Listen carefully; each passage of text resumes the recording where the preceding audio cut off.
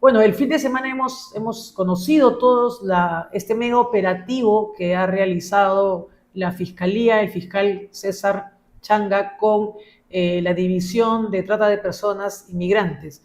Y el resultado ha sido bastante importante porque se ha detenido a uno de las cabecillas de una de las facciones del Tren de Aragua, la cabecilla de la facción el Tren del Llano, y también al lugarteniente, por ejemplo, de la facción de Hijos de Dios, que son dos células, perdón, que pertenecen al Tren de Aragua. ¿Puede contarnos un poco de qué se trata esta historia? Muy buenas noches. Ante todo, a través de su medio, felicitar a la Dirección de Investigación de Trata de Personas y Tráfico Ilícito de Migrantes, dirigida por el general Glenn García y todo su equipo, y la Fiscalía de Crimen Organizado, liderada por el doctor Changa. Este es un trabajo muy importante porque ha permitido desarticular uno de los brazos más fuertes del Tren de Aragua en el país, como es el Tren del Llano y la facción de Hijos de Dios. Son compañías o cédulas que integran de la organización criminal el Tren de Aragua, una de las más grandes en presencia en Latinoamérica, Europa y Estados Unidos. Inclusive el Tren del Llano es una organización criminal más antigua que el Tren de Aragua, que se fusionan con el Tren de Aragua en el penal de Tocorón en Venezuela. Y su presencia acá en el Perú es un golpe importantísimo que se ha dado a nivel no solamente de Latinoamérica, sino a nivel de casi toda la orbe, porque es la primera vez en Latinoamérica que se hace un caso del Tren del Llano, porque el Tren del Llano se conocía como la facción que nació en Venezuela y se unió al Tren de Aragua, pero no se sabía dónde estaba accionando sus componentes. Hoy en día ya tenemos desarticulado a esta organización o la facción del Tren de Aragua, el Tren del Llano aquí en el territorio peruano, que inclusive se ha capturado al líder de esta organización, que es Glorimar, en la zona nororiental de nuestro país, como es Jaén. Bueno, esta cabecilla, Glorimar, ¿no? Es una venezolana que manejaba 5 regiones o 5 plazas importantes dentro del país. Lo que tenemos entendido es que ella antes tenía una sede en Piura, pero a raíz de los diversos operativos que se realizan, decidieron desplazarse hacia Jaén. Y desde ahí ella controlaba las zonas pues, de Junín, Trujillo, Piura, Amazonas y el propio Jaén. ¿Usted qué sabe de este personaje? Así es, Glorimar efectivamente empezó trabajando en la zona de Piura, luego se traslada a Jaén. Nosotros, este trabajo es muy fuerte toda vez de que ha venido fortaleciéndose por más de casi 2 años. El trabajo de investigación y los actos especiales de investigación se inició en la continuidad de los Hijos de Dios, en un caso que fue hecho en diciembre de 2023, y el 2024 se continuó con ese trabajo, identificando a los principales actores o los objetivos a nivel nacional, tanto en la zona nororiental, zona norte, zona centro y zona sur del país. Glorimar tomó hegemonía en Jaén y empezó a movilizar las demás plazas que usted ha mencionado, dirigiendo inclusive ella un nightclub, que es el club en Jaén, donde tenía trabajadoras también sexuales bajo sus órdenes, y de igual manera en las otras plazas que estaban repartidos en las demás regiones del país. Lo que, lo, Glorimar es una cabecilla muy importante y es un golpe que se le ha dado muy certero al Tren del Llano, como le vuelvo a repetir. Glorimar, también con su hermana, que también ha sido capturada en este mega operativo, más otros objetivos que en realidad los objetivos que se han capturado ahora es un golpe muy importante porque prácticamente se le ha desarticulado al Tren del Llano. Y de igual manera a Hijos de Dios. Ya están sin líder porque Kevin, que era el líder de Hijo de Dios, ha fugado prácticamente, o sea, está como no ha habido, ¿no? Pero en el caso de los Hijos de Dios, lo que entendemos es que han detenido, no, si bien no está el cabecilla Kevin, sí a su lugarteniente, lo cual también es otro golpe importante que ha logrado la Fiscalía, ¿no?, provincial del crimen organizado con la policía. Claro, esto nos permite a nosotros fortalecer nuestra operatividad de la Policía Nacional del Perú, que le ha dado duros golpes al Tren de Aragua, que se ha desarticulado a casi todas sus facciones, desde Hijos de Dios, Gallegos, Guerrilla Pobre, y las facciones inclusive las facciones del Antitren, y hoy en día el Tren de Aragua. Entonces, la Policía Nacional del Perú, con un trabajo muy profesional que ha venido desarrollando bajo el liderazgo jurídico de la Fiscalía de Crimen Organizado, un trabajo de 2 años, con más de 50 objetivos que se tenía, ha permitido la captura de todos estos presuntos delincuentes integrantes de la organización transnacional El Tren de Aragua. ¿Puede explicarnos, por favor, general, cómo funcionan estas organizaciones? Porque, claro, nosotros sabemos que el Tren de Aragua nace en Venezuela, pero que luego se convierte en una organización criminal transnacional que está en varios países. ¿Puede explicarnos en qué países y cómo ellos actúan en nuestra ciudad, en Lima, cómo han desplazado, por ejemplo, a los proxenetas peruanos y cómo es la organización? Entiendo que hay un cabecilla, un jefe de plaza, un cobrador, y los hechos que usted conoce, que empezaron, digamos, con las matanzas de personas, de 2 ecuatorianas y también de otras 2 personas más, que esto, digamos, lo que creo fue un zozobra, y de ahí prácticamente el Tren de Aragua lo que ha hecho es copar todas las plazas, no solamente de Lima, sino de todo el Perú. Los orígenes del Tren de Aragua datan desde el año 2010, en que se funda en el penal de Tocorón bajo el liderazgo de Guerrero Rutherford, alias Niño Guerrero, conjuntamente con Larry Changa, que posteriormente se desplaza hacia Chile, y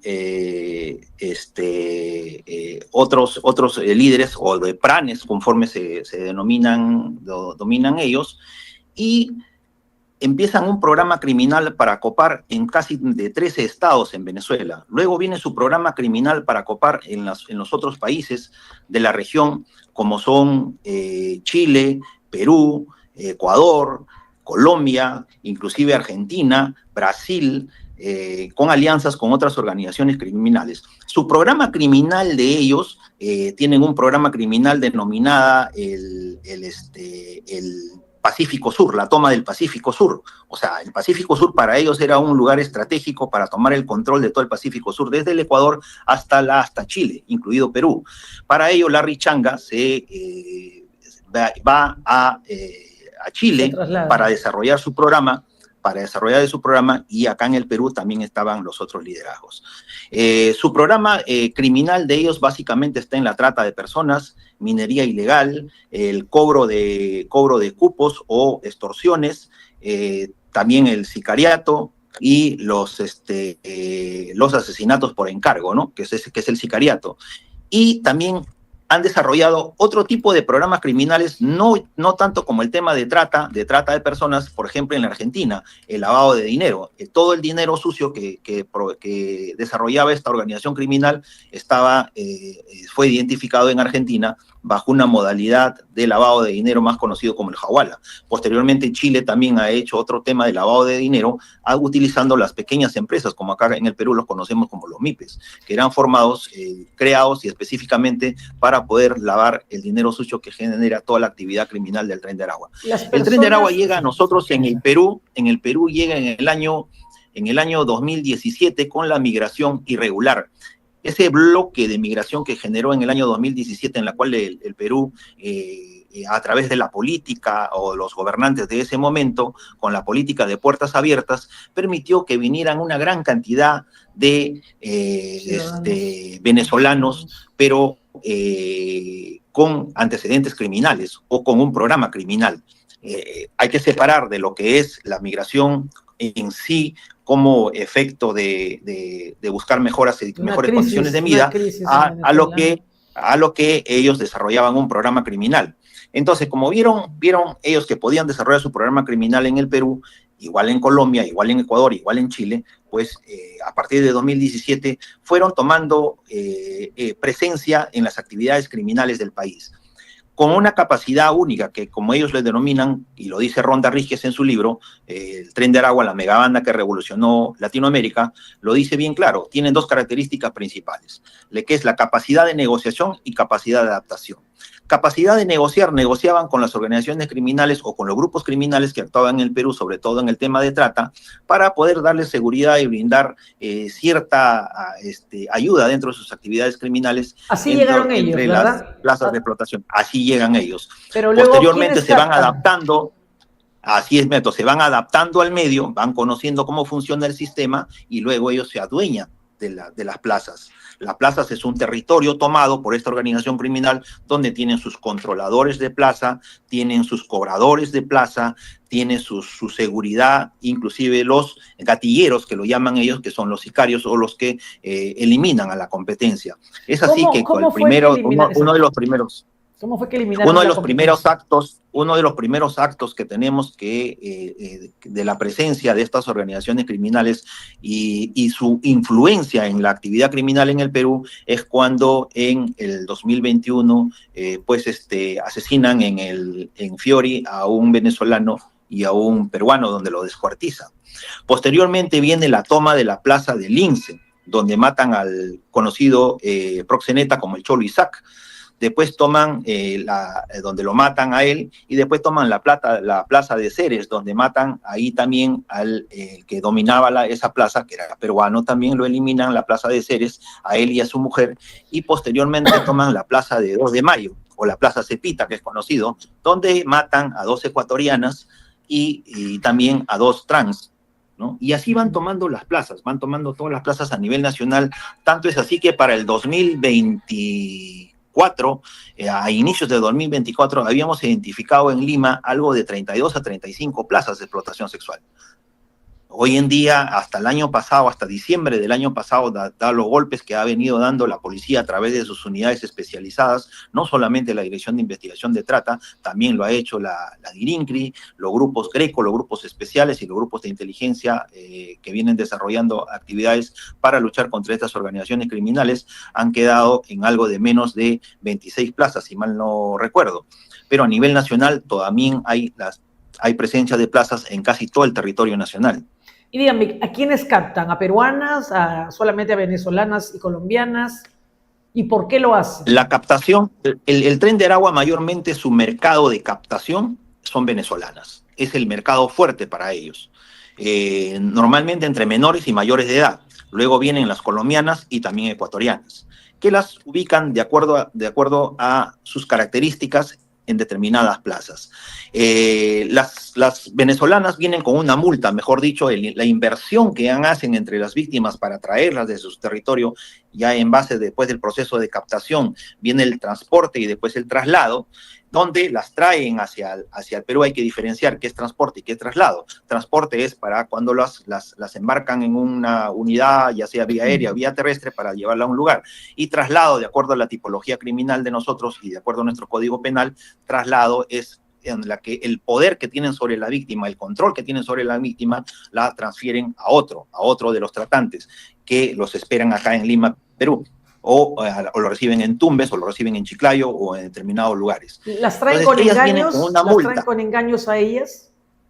Normalmente las víctimas las traen con engaño en un casi 99% de los casos que hemos podido investigar. Las traen con engaño, ofreciéndoles mejores condiciones de vida, aprovechando de la situación de la vulnerabilidad de las víctimas, el estado situacional del país en que vive Venezuela en estos momentos, los indicativos de pobreza y los indicativos de necesidad y los estados de vulnerabilidad física y psicológica de las víctimas. Aprovechándose de esa situación, le ofrecen mejores condiciones de vida para trabajar como anfitrionas, para trabajar como meseras, trabajar como recepcionistas, trabajar inclusive como cocina u otras actividades en las que puedan desarrollarlas. Para ello, pues, las engañan y les enseñan videos donde hay chicas venezolanas disfrutando de una noche alegre, paseándose en yate, vistiendo de ropas de marca y todo lo demás, diseñándoles o enseñándoles de que las mejores condiciones de vida están en el Perú. Pero una vez que las traen acá, una vez que llegan acá, llegan a los lugares de acogida o los lugares de retención y bajo el imperio de la violencia o la amenaza, las obligan a trabajar en las calles, ya sean como trabajadoras sexuales, como caminantes, que pueden ser las que vemos en las calles, en eso se llaman modalidades de caminante o a pie, y otras que trabajan en los nightclubs o locales privados, para que puedan pagar su multa. Multa es la inversión que hace el tratante, el delincuente tratante, la inversión para traer a la víctima. 20.000, de 20.000 a 25.000 soles. Multa o deuda, acá, ¿no? Multa o deuda, digamos, acá se consume una deuda. Multa o deuda, ¿no? Pero en el argot policial y en el argot de que ellos mismos hacen impuestos, claro, es una multa. Para ellos es una multa. Y una vez que están acá, tienen que pagar dos conceptos. El pago de concepto de multa, que es por haber invertido en ellas, no solamente, oja, que después se vuelven impagables. ¿Por qué? Porque no solamente queda el tema del haberlas traído de Venezuela a trabajar acá en trabajo sexual, sino también tema la inversión que hacen supuestamente en ellas, porque las llevan a hacerse arreglos en su aspecto físico, les compran ropas diminutas, le compran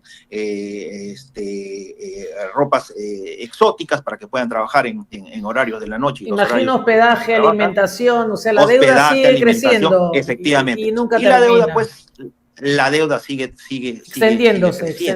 Entonces tienen que pagar todo eso. Aparte de ello, tienen que pagar por el uso de plaza. O sea, por el uso del territorio donde están trabajando, también tienen que pagar. Entonces, otro pago. O sea, nunca salen de este círculo vicioso. Nunca salen. Ahora, el control que tienen sobre la víctima, en los primeros casos que veíamos nosotros, era de que las víctimas eran, una vez que llegaban acá, el control que tenían sobre ellas era físico. ¿Y eso qué quiere decir? Que las tenían retenidas en un ambiente y solamente las sacaban a trabajar. Le quitaban los celulares, le quitaban los pasaportes, le quitaban la cédula de identidad. Pero hoy en día ya no usan eso, pues de acuerdo a los golpes que le ha dado la policía y las unidades especializadas, ahora las tienen bajo el control psicológico, control mental, bajo las amenazas de atentar contra su familia, contra la vida de ellas mismas, y en muchos de los casos que tenemos, que conforme tienen la relación de este caso que se ha visto del Tren de Llano y el Hijo de Dios, de que muchas veces tienen retenido a los hijos en sitios de una suerte de casas de acogida para niños, pero para ellos, que donde los cuidan a los niños para que las madres puedan salir a trabajar en las plazas de la... General, entiendo que, bueno, de acuerdo a lo que también he conversado con otras fuentes, es que ellas, cuando ya quieren salir, ¿no?, de este círculo vicioso, porque obviamente ven que nunca salen, que deben, y no hay cuándo termine, ¿no? Y tienen que hacer, pues, los trabajos sexuales para que los dejen, digamos, entre comillas, libres. Les muestran, dice, de manera simultánea, casi en vivo, videos de sus hijos, su familia, ¿no? Con las extorsionan como diciéndoles, si te vas, le va a pasar algo a tu hijo, le va a pasar algo a tu madre, así las tienen un poco retenidas. Y también entiendo que antes de que, ya cuando están cerca a pagar su deuda o su multa, son vendidas a otro, digamos, a otro proxeneta de otra zona, que también, o otra célula, pero que también es parte del Tren de Aragua. O sea, lo que ha hecho Tren de Aragua es ha tenido un dominio ya total en el territorio peruano, ha desplazado completamente, bueno, los delincuentes peruanos que se dedicaban a la trata de personas, y meterse con ellos significa también una posible muerte, ¿no? Porque entiendo que ha habido sicarios que han contado también historias. No, perdón, ha habido en el último operativo han rescatado a víctimas que han señalado a alguna de estas personas como sicarios, porque pasó, por ejemplo, que uno se enamoró de una de las chicas que trabajan en este tipo de actividades, y esta persona, como iba permanentemente, un día lo recoge uno de los que ha sido detenidos precisamente este fin de semana, la recoge y al día siguiente aparece muerto. Entonces, a raíz del operativo que se ha logrado conjuntamente Fiscalía, Policía, y entiendo que también con un equipo de los Estados Unidos, ¿no?, de la Embajada de Estados Unidos, se está pudiendo encontrar nuevas historias, muertes, ¿no?, de personas que han estado, digamos, se está pudiendo unir cabos, atar cabos, ¿no?, a raíz de esta detención que ha sido en 10 regiones del país, y con bastantes detenidos, todos ellos entiendo que además son ciudadanos extranjeros, ciudadanos venezolanos. Por supuesto, este caso hay que tomar en cuenta de que la trata de personas es la cosificación de la dignidad humana. Las personas son tratadas como una cosa. Las agotan en una determinada plaza, las agotan en el sentido, entre comillas, agotar. Quiere decir de que una víctima ya es muy conocida en una plaza, entonces ya no es muy rentable, que digamos, para la organización. Claro. Entonces, supongamos que llegan a trabajar a la plaza de Tumbes, las agotan en la plaza de Tumbes, la pasan a la plaza de Huaraz, la plaza de Huaraz las agotan, después las pasan a la plaza de Arequipa, o la pasan a la plaza de Cusco, o a la plaza de Abancay. ¿Cuánto cobran? Eso es la modalidad, eso es lo que llamamos nosotros en el tipo penal el traslado. O sea, el traslado, el transporte es una cosa y el traslado es otra cosa. O sea, el poder que tienen sobre la víctima la trasladan al otro tratante, que son miembros de la misma organización, o sea, de la misma facción. Si es del Tren de Llano, se lo pasan a otro del Tren de Llano. Hay casos que también han pasado a otra facción, pero ellos continúan bajo ese dominio de la organización. Las mujeres normalmente, para que puedan salir, o sea, terminan de pagar su multa. Hay casos en los cuales inclusive se han convertido de víctimas en victimarias. ¿Por qué? Porque terminan de pagar su multa, pero tienen que seguir pagando el uso de plaza. Y al seguir pagando el uso de plaza, siguen perteneciendo a la organización. En este caso, en alguno de los casos, ellas mismas ya se convierten en victimarias, empiezan a ser cobradoras de la plaza o inclusive captadoras para que puedan traer a otras chicas de su misma nacionalidad o de otras nacionalidades. General, ¿cuánto cobran por cada servicio y cuánto se queda, por ejemplo, cuánto porcentaje se queda en los de... Tenemos una estimación en las plazas, que tenemos una estimación de que cada chica tratada a la semana de multa pagan entre un promedio de 300 a 500 a 600 soles semanales. Y por uso de plaza, casi el promedio es lo mismo. O sea, están pagando en ese mismo promedio, entre 250, 300 a 500 a 600 soles por el uso de plaza y también por la multa. O sea, hacen dos pagos, uno por la multa y otro por el uso de plaza. ¿Y cuánto cobran ellas por los servicios que dan y cuánto de este porcentaje que reciben se los dan a sus Depende de la plaza. Depende de la plaza. Depende de la plaza. Por ejemplo, la plaza por servicios sexuales. Por los servicios sexuales hay plazas en que cobran 50 soles, 70 soles, 100 soles, ¿no? Pero depende también del tiempo. Por ejemplo, en el caso de Jaén, los precios varían de acuerdo al tiempo. 15 minutos, media hora, una hora, los precios suben más. Y una de las plazas más apetecibles en Lima, por ejemplo, es la plaza del Lince, donde los servicios sexuales son mucho más caros. Por eso que el Lince sigue teniendo la presencia todavía, a pesar de que la Policía Nacional del Perú, a través de la Dirección de Investigación de Trata, ha desarticulado a las organizaciones criminales que estaban actuando en Lince. Les ha dado duros golpes en el 2024 y en el 2025, pero siguen todavía presencia de... ¿Por qué? Porque Lince está en un lugar estratégico. Está en un lugar estratégico. A 3 cuadras ya estás en San Isidro. Te puedes mover a San Isidro, te puedes mover a Miraflores, te puedes mover hacia el centro de Lima, te puedes mover hacia el cono, hacia la zona norte o zona sur. O sea, es un lugar estratégico y apetecible porque es la plaza donde más cara se cobra por los servicios sexuales. Por eso que los tratantes no sueltan esa plaza.